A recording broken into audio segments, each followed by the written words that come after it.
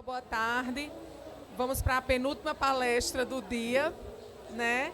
E hoje, nesse horário, a gente trouxe Tabata, que vai falar um pouquinho sobre esportes, a profissão do futuro, tá? Tabata, seja bem-vinda. Oi, pessoal, boa tarde, né, para todo mundo. Já quero sentir aqui um pouquinho de vocês, se todo mundo aqui tem uma noção ou conhece o que é e-sports, ou se tem alguém que nunca ouviu falar ou que não conhece esse termo, pode levantar a mão. Duas, três. Bom, então a grande maioria, né, conhece um pouquinho aqui dos e-sports. A gente vai falar um pouquinho dos e-sports como uma profissão do futuro. Mas hoje a gente vê muito popular, né, a questão, os e-sports, esportes eletrônicos, como uma grande profissão, como crescendo muito aí no mercado. Mas... Aqui? Tá desligado. Questão da competição nos jogos eletrônicos não é assim tão nova, né? Já começou, a gente teve a primeira competição de jogos digitais em 1972. Foi aí as chamadas Olimpíadas Intergalácticas. Aí a galera na TVzinha de tubo, né, no Atari, já tínhamos aí as primeiras competições. Em 1980, tivemos a grande competição aí promovida pelo Atari, que já contou aí com mais de 10 mil participantes. Então a galera, né, sempre foi amante de jogos desde sempre. E a Nintendo entrou em 1990, né, já trazendo essa competição em maior larga escala, né, para os campeonatos de jogos eletrônicos, que ainda não se tinha nenhuma noção, né, desse termo e-sports, mas tínhamos campeonatos de jogos digitais. Então aqui, quem já teve ou tem contato com os esportes, seja em qualquer área, seja como jogador, como quem gosta de assistir campeonato, seja como quem já fez algum trabalho acadêmico, bacana. Uma coisa que eu achei muito interessante é que essa semana a gente implementou na SB Games o primeiro fórum de esportes eletrônicos, né, que é voltado para pesquisa, para estudos, e teve duas histórias lá que eu achei assim sensacionais. Um rapaz que ele fez o TCC dele de geografia em esportes. E ele falou, né, que ele procurou vários professores e ele tinha duas alternativas. Ou ele fazia o TCC dele em chuva ácida, ou geografia e esportes. Então, ele conseguiu linkar, fazer uma relação dos esportes com a geografia, né? A questão dos eventos, da deslocação para os grandes eventos de esportes.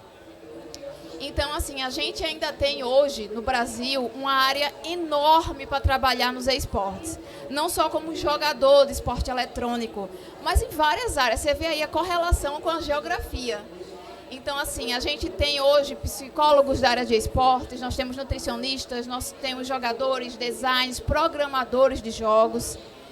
O Brasil, por mais que a gente veja hoje essa disseminação muito grande, programas de TV, ligas, a gente ainda tem uma abertura e uma carência de profissionais enorme. Inclusive, um outro depoimento lá que a gente teve, um rapaz que faz lives, as lives dos jogos, né, que todo mundo assiste. Ele começou a ver que não tinha ninguém que fizesse uma live muito bacana, uma live ali, vou vir para esse lado, uma live ali que tivesse uma mídia, um marketing, que tivesse um visual muito legal. E ele começou a estudar, fazer isso, a estudar, fazer cada vez mais uma live muito mais profissional, muito mais bacana. E ele foi chamado, ele aqui de Recife, foi chamado para fazer a transmissão do Major, né, do CSGO, que vai rolar agora lá no Rio. Então, a gente tem ainda uma carência enorme na área dos esportes. Nos anos 2000, então, o esporte ele começa realmente a ter uma ascensão, a crescer. Primeiro por causa da internet. Antes, como a gente não tinha a disseminação da internet, começou nas lan houses, né? O pessoal se juntava nas lan houses para jogar, para estar ali com os amigos, para ter aquela comunicação. E isso começou, você jogava com a pessoa aqui no Brasil, com a pessoa de qualquer lugar do mundo, e começou a criar essa relação dos esportes, da competição dentro das lan houses. Então, a internet foi se popularizando, ficando de mais fácil acesso. Tivemos as ligas que começaram a fomentar esses campeonatos de jogos digitais como um esporte. E aí, assim, então, veio os grandes eventos, né, que a gente tem ali, um verdadeiro show em que eles se apresentam. Depois vieram para os canais de TV, temos várias emissoras que apresentam, e o grande boom foi mais com o stream, né? Hoje a gente tem o pessoal que faz lives, que se comunica diretamente com os jogadores, com o público, e os esportes se difundiram cada vez mais. Aqui eu trouxe essa pesquisa super recente da Forbes, que saiu agora dia 13 de outubro, esse mês, agora de outubro. Ele fala dos games em geral, né? Porque existe uma diferença entre jogos digitais, jogos eletrônicos e esportes eletrônicos. O jogo digital, ele pode ser tanto um entretenimento, um game, que você está ali para se divertir, como uma profissão, no lado do esporte eletrônico. Mas o que eu achei interessante dessa pesquisa é que ele fala que o setor de games crescerá 50% em 5 anos para 300 bilhões de dólares. Só que ali ele fala que esse crescimento vai ser impulsionado principalmente pelos jogadores mais jovens, de 13 a 17 anos, e que eles passam 40% mais tempo em ambientes de games do que em outras formas de mídia, como redes sociais, stream, música e vídeo. Hoje a indústria de games, a gente sabe que é maior do que a música do cinema e da música juntos. Então, esses jovens de 13 a 17 anos são jovens que já nascem conectados no celular, no computador, no tablet, e que já jogam com preferência os jogos de esporte eletrônico. Acredito que todo mundo aqui, mesmo que não jogue, já deve ter escutado falar no jogo chamado Free Fire, que atinge justamente essa faixa etária de idade. Né? Então, o pessoal, os jovens, eles gostam de competir, eles gostam de se comunicar. Então, eu acredito que, juntamente com esse grande crescimento dos games, vai vir muito mais ainda o crescimento dos esportes, porque a gente fala justamente da faixa etária dos garotos que querem competir, que têm esse sonho, que desejam, que gostam, que estão lançados na internet, e que justamente por eles se comunicarem, o esporte eletrônico tem muito da questão da comunicação, você tem que se comunicar, tá com os amigos, está falando, isso prende muito mais os jovens dentro dos games do que até mesmo, como a pesquisa fala, nas redes sociais. E aqui no Brasil, como eu falei no início, o Brasil a gente tem ainda uma carência enorme de profissionais. É uma área que ainda dá para qualquer pessoa, seja qual for a área, seja até geografia, conseguir espaço e se destacar.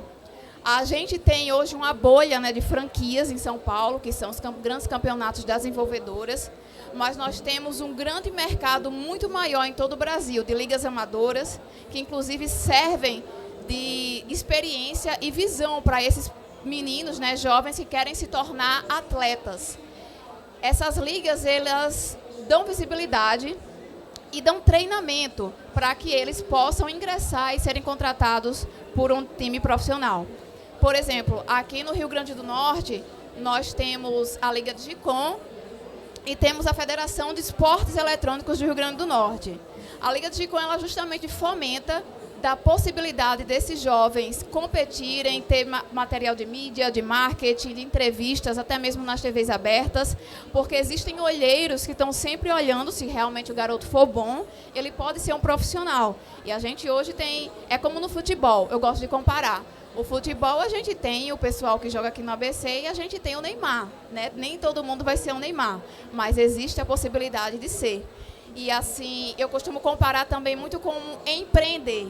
Os esportes, principalmente quem quer trabalhar com time, quem quer ser um jogador ou quem quer ter um time, é empreender. Você vai ter que dedicar muito do seu tempo, você vai ter que ter resiliência, você vai ter que ir atrás, buscar patrocinadores, fazer uma mídia bacana, um marketing bacana. Então, não é simplesmente ser bom, não é simplesmente jogar bem, não é simplesmente você entrar ali e fazer e ter um elo alto no jogo e achar que vai se desenvolver. Pelo contrário, temos também os streamers, né, que são justamente o pessoal que faz as lives dos jogos.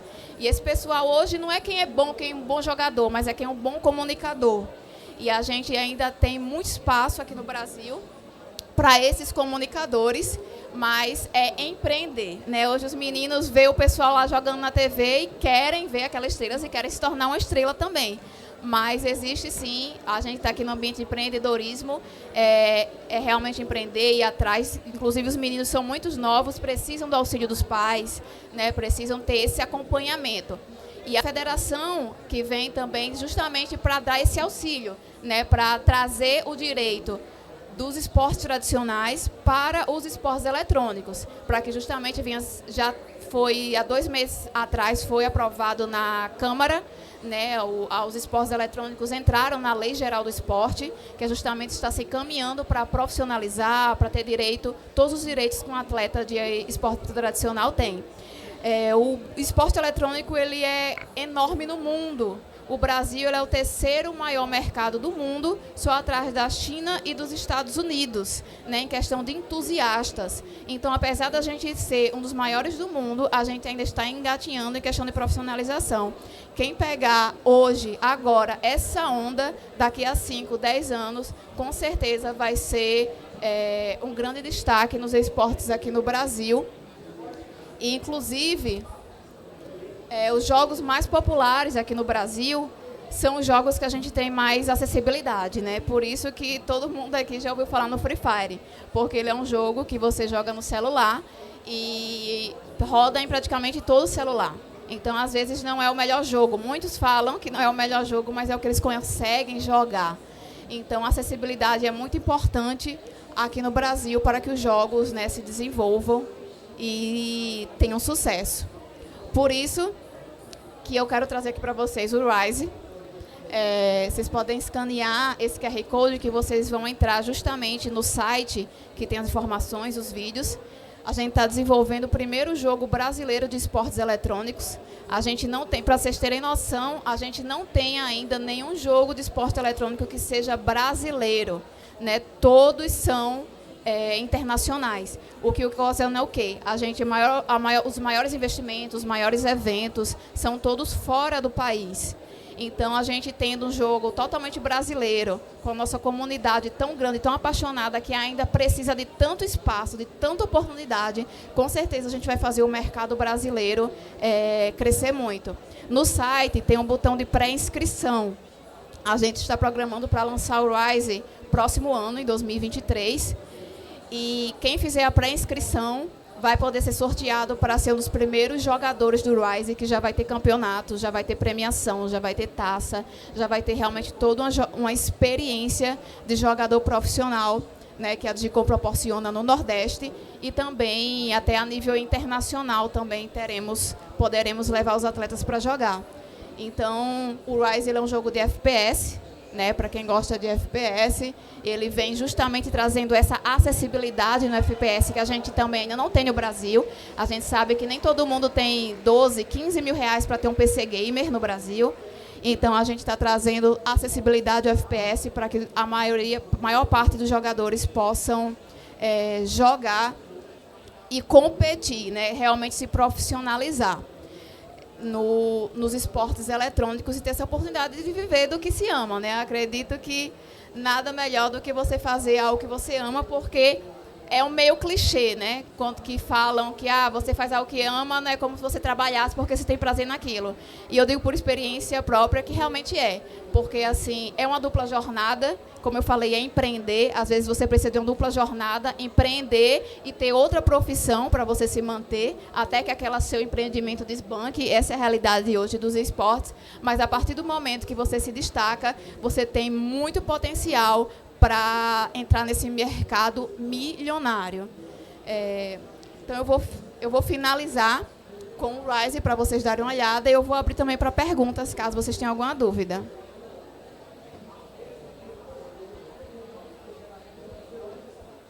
Alguém tem alguma pergunta?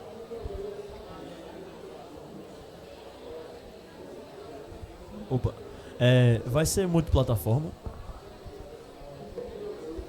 Sim, o propósito é que seja PC e mobile, né? Ele está sendo inicialmente desenvolvido para PC, porque ele vem para trazer mais os aspectos de jogabilidade do CS, mas ele vai ser também adaptado para o mobile, até porque, como eu falei, a questão da acessibilidade é fundamental, e ainda mais agora com a 5G, que vem se disseminando muito, a gente acredita que os jogos mobile vai ter um boom muito grande agora nos próximos anos. Qual seria o caminho para o jovem, né, que quer se tornar um pro player, né, um jogador profissional? Ele tem que encontrar uma equipe, aí essa equipe federar, depois participar dos campeonatos, dar esse passo a passo para o jovem aí que quer se tornar um jogador realmente profissional. Primeiro tem que ser bom, né? Não adianta você querer ser um profissional daquele jogo se você não é bom no jogo. Então, primeiro tem um aspecto individual, que você tem sim que gastar horas do seu dia treinando e jogando. Não tantas horas, porque era até um mito, né? Tinha menino que queria passar o dia inteiro jogando. Então, gente, isso não existe, até pelo contrário, até prejudica seu desempenho, porque uma hora a vista cansa, o cérebro cansa. Então, primeiro você tem que se desenvolver de forma pessoal, né? Se você é bom, você treina, você alcança seu elo. E se você quer jogar em uma equipe, se o seu jogo não é individual, você tem que participar de um time, então você tem que procurar um time. E a gente tem muitos times aqui em Natal, no estado, no Nordeste em geral, muitos times sérios, umas organizações bacanas que tem uma mídia, um marketing que ajuda, que participa de campeonato, que tem uma visibilidade. Então, é muito importante participar das equipes. Temos a federação, que pode dar auxílio jurídico, psicológico, dar auxílio, mentorias, né? Toda essa parte que o atleta também precisa para que ele possa se desenvolver e participar desses grandes campeonatos e ser visto, né? Hoje a gente tem também um network muito grande que serve também como olheiros para que os grandes franquias, os grandes clubes vejam esse jogador, né, e o contratem, e realmente ali ele consiga passar a viver daquilo, realmente ter um salário, né, que chega a 20, 30 mil reais por mês, um salário do jogador.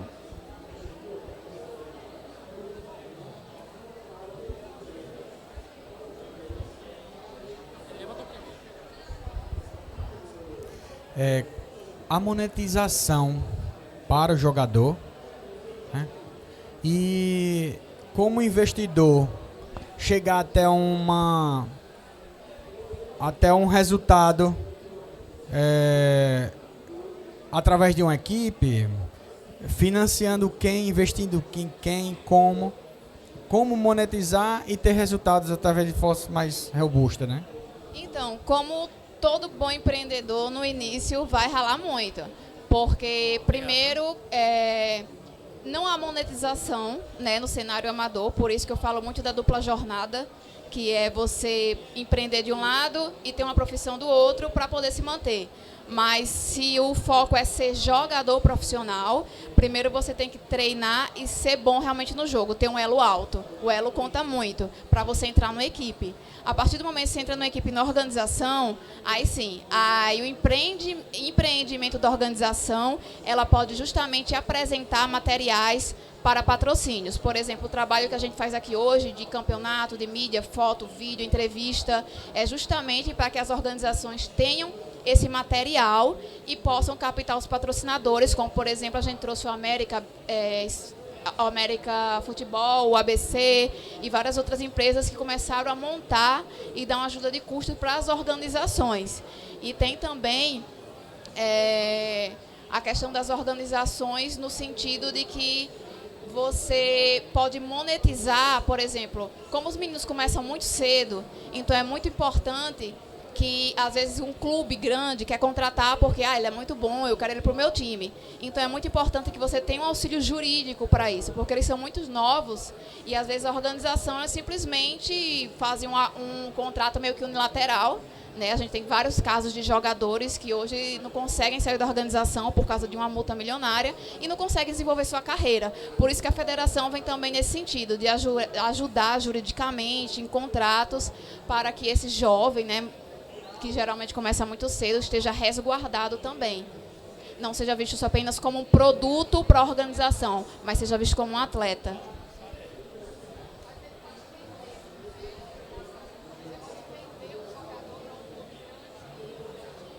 Sim, pode vender o jogador. Inclusive, é mais um mercado milionário, que existem organizações amadoras que pegam jogadores muito bons da sua região, deixam aquele atleta muito bom, ele se destaca e ele vende esse jogador para grandes organizações.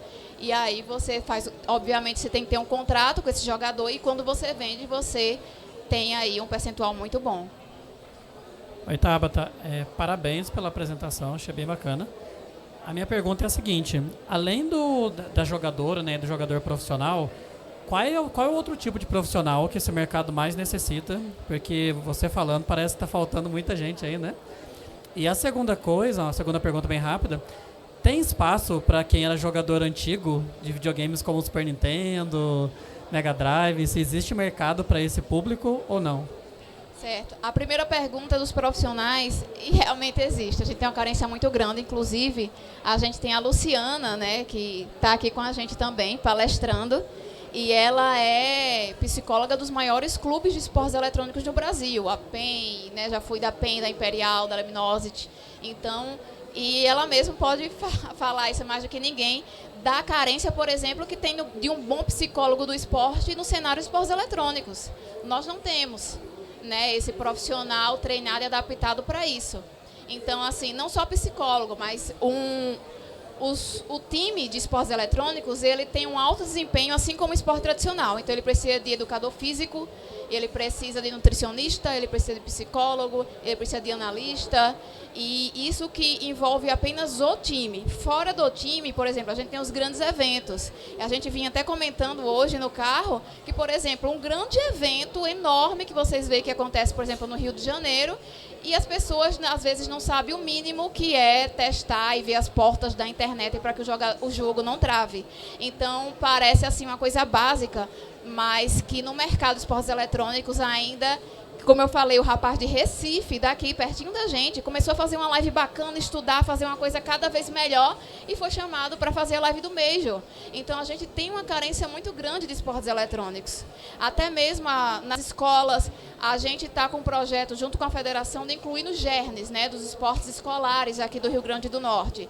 Então, e está na base curricular agora, que precisa ter esporte eletrônico na educação física. A gente tem também, por exemplo, a Secretaria de Esportes, também está dentro da base deles, que eles têm que agora fazer pelo menos um campeonato de esportes eletrônicos no ano. Então está se popularizando cada vez mais. Isso aí a gente vai precisar de árbitros, vai precisar de câmeras, de pessoas que sejam especializadas no esporte eletrônico para que tenha realmente uma demanda bacana. E eu tenho certeza que quem se especializar vai se destacar. E a outra pergunta que foi... se existe algum mercado para quem jogava Super Nintendo, Mega Drive, para a galera mais nostalgia? Vou ser bem sincera que assim, no esporte eletrônico não. Existem campeonatos, mas assim, na parte dos e-esportes não, né? A gente tem alguns jogos específicos voltados para os e-esportes, que são jogos de time, né? Que você tem justamente esse treinamento. Geralmente eles são jogos para PC, jogos mobile, e a gente tem alguns ali no console, né, que é o caso do futebol, do Tekken, de luta, mas assim, o mercado de esportes mesmo no Brasil que se destaca são principalmente os jogos com maior acessibilidade. Então, os maiores campeonatos que a gente tem são justamente esses, Free Fire, League of Legends, CSGO.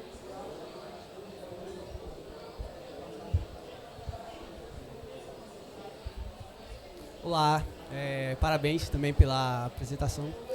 Eu queria fazer uma pergunta, porque você ressaltou tanto essa dupla jornada, certo? Uma dupla jornada levando em consideração jovem adulto, digamos assim, que já trabalha e que quer, de alguma forma, levar isso como carreira. Mas a gente vê que tem grandes experiências de crianças, né? Crianças, adolescentes que não estão trabalhando e que entram nessa intenção de seguir uma carreira dos esportes. Então, como que os pais, inclusive, podem levar essas crianças a conciliar esses espaços de levar uma carreira de esporte e estudos e etc. E se isso não chega a esbarrar em questões até trabalhistas mesmo do Estatuto da Criança e do Adolescente? Certo. A gente, assim, quando criança, eu acredito que seja até mais fácil, assim, você se profissionalizar. Por quê? Porque se seu pai... Eu, por exemplo, eu sou mãe. Se meu filho tem 7 anos, se ele começar a se interessar pelos esportes eletrônicos e a jogar e querer se tornar um profissional disso e eu ver que ele é bom, eu vou dar total apoio. Mas existe o quê? Existe uma hora de treino, um tempo de treino tem que ser separado, que realmente tem que ser junto com os pais. Vamos treinar de tal hora a tal hora. Né? Justamente porque ele não precisa trabalhar ainda, ir para o mercado, então ele tem mais tempo e é mais confortável para ele treinar e para ele se dedicar a isso. E as organizações, a gente sim, tem uma idade mínima, assim, geralmente a gente já teve campeões, por exemplo, 13, 14 anos, mas precisa, assim, estar os pais juntos, ter autorização dos pais, né, assinado, por escrito, mas a gente hoje tem campeões, até do Fortnite, o rapaz que foi campeão era bem novinho, acho que tinha 13 anos, se eu não me engano, e, assim, não impede, assim, de você já, nessa idade, 12, 13 anos, começar a competir.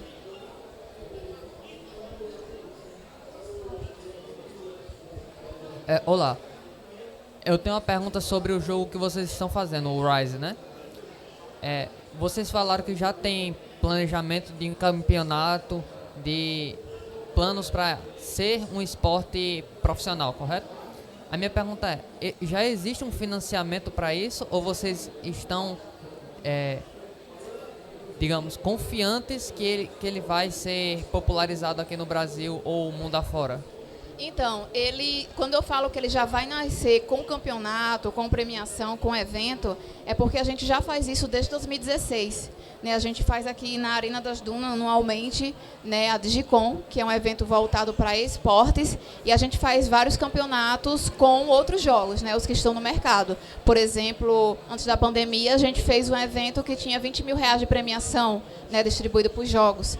Então, tudo isso que a gente já faz, que a gente já tem esse know-how, já tem esse evento, já tem essas parcerias, o jogo ele vai entrar dentro. Ficou redundante. Vai entrar já no evento, então o pessoal já vai ter, a gente já tem isso, já tem o campeonato, já tem o evento, já tem a premiação, convidados que a gente já traz, nacionais e até internacionais, para entregar a taça de campeão. Então isso tudo que a gente faz com os outros jogos, a gente já vai fazer com o Rise. E como a gente já está nesse mercado há alguns anos, a gente tem várias parcerias com streamers, jogadores, que a gente já tem conversado para ele, por exemplo, ter um personagem, fazer lives, né, que atinge muita gente e também tem um percentual nisso. Então, isso já está, assim, essa parte é até mais fácil do que a parte de finalizar o jogo, né, que é a parte da jogabilidade. Falando sobre o jogo em si, ele vai ser lançado para computador e consoles? Ele vai ser lançado para computador e mobile, celular. Console, a gente ainda não tem essa perspectiva bem desenhada. Claro que o intuito é que seja na maior parte de plataformas possíveis para alcançar o maior público possível. Mas hoje o planejamento, né, a linha do tempo está para PC e mobile. Eu acho que passou batido na hora que você falou da acessibilidade do jogo. Vocês pretendem deixar o jogo leve o suficiente para ser facilmente jogado em máquinas não muito caras, correto? Isso, justamente. A gente quer trazer... A gente sabe que o pessoal que gosta do CSGO, né, eles gostam daquele FPS ali raiz, né? Não gosta muito ali daquela magia do Valorant, do Overwatch. Então a gente quer trazer esse FPS raiz que o CS tem, com design cyberpunk, né, que não temos ainda no esporte eletrônico, e deixar ele mais leve do que o CSGO, para que o pessoal que tem uma máquina mais fraquinha, né, não tem um PC gamer, consiga jogar e competir. Vou fazer só uma pergunta aí sobre esse jogo que não ficou muito claro para mim, que é se ele é uma produção da federação, uma produção da Digicom, de quem exatamente? É uma produção da Digicom, é uma produção privada da Digicom.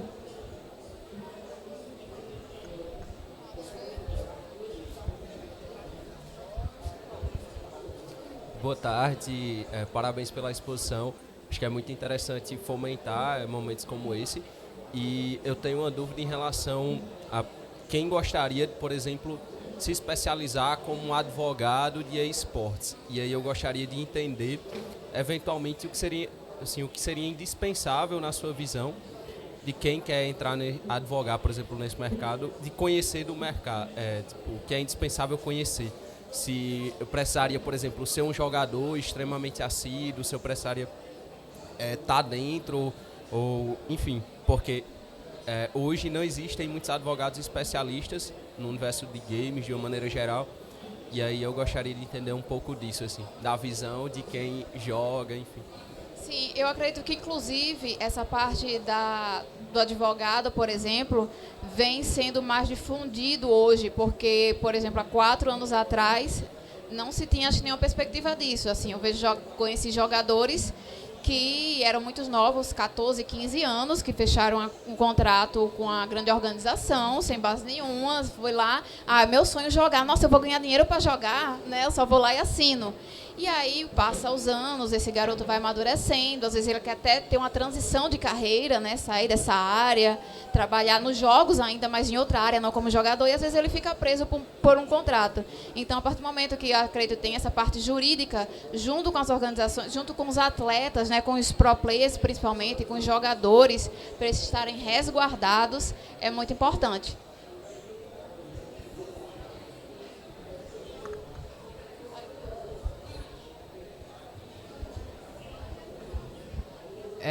Eu comecei a jogar jogos mais competitivos, só que não de forma a interesse de ser profissional, mas sim de forma casual. Eu comecei a jogar PUBG semana passada, aí eu planejava entrar no CSGO, que pelo meu conhecimento, esses são jogos bem acessíveis para o público casual também. O Rise também vai ser para casual ou vai ser muito focado para os pro players? Não, ele vai ser para os dois, porque o jogo em si, ele, mesmo que ele seja um esporte eletrônico, ele nunca vai deixar de ser um jogo de entretenimento, para você entrar com seus amigos, jogar, brincar, se divertir, né? Uma coisa não impede a outra. Assim, vai ser focado no esporte eletrônico para desenvolver esse cenário, jogadores, quem quer ser profissional, dá oportunidade. Mas nada impede que você entre com seus amigos, jogue, brinque, assim como todos os outros jogos. Pelo contrário, assim, ele também é para ser para entretenimento. Ele está em desenvolvimento ainda e no slide tinha um QR Code para se inscrever, para quando lançar a pessoa já poder se jogar, é isso? Isso, a gente está abrindo uma pré-inscrição, né, que quando o próximo ano a gente fizer o lançamento no evento, alguns jogadores se inscreveram na pré-inscrição, eles vão ter algumas vantagens, como, por exemplo, fundador ao lado do nick, uma skin especial, entendeu? Mas nesse sentido mesmo. No caso, tem um QR Code no slide, né, para fazer a pré-inscrição. Poderia colocar, por favor?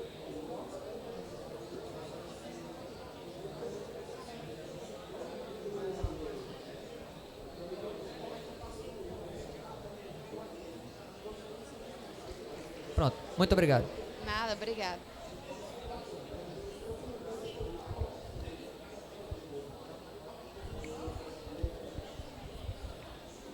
Eu queria saber, para as pessoas que estão interessadas em ingressar nesse mercado de trabalho, quais são as melhores oportunidades hoje assim, para trabalhar com esporte eletrônico?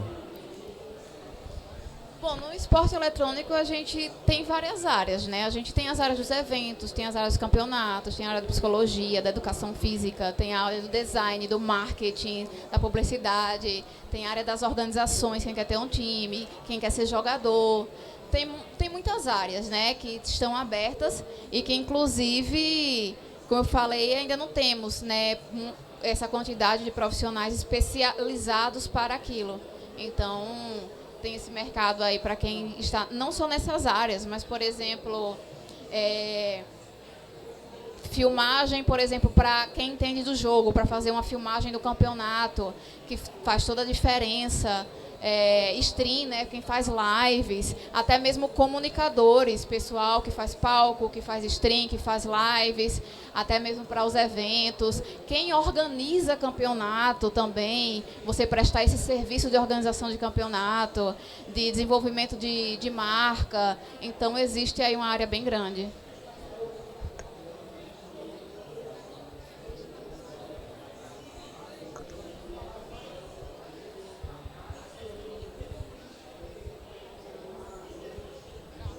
Então, pessoal, vou encerrar, né? Quero agradecer a todo mundo. Quero agradecer a todo mundo que esteve aqui presente. Espero que tenha dado para, né, desmistificar um pouquinho, entender melhor dessa área de esportes eletrônicos. Qualquer coisa, podem entrar em contato comigo também, né? E a gente vai... Podem acompanhar também a gente nas nossas redes sociais, @LigaDigicom, que lá a gente tem todos os eventos, campeonatos, né? Bastante informação do cenário aqui do Rio Grande do Norte, né? Que está acontecendo. Bom.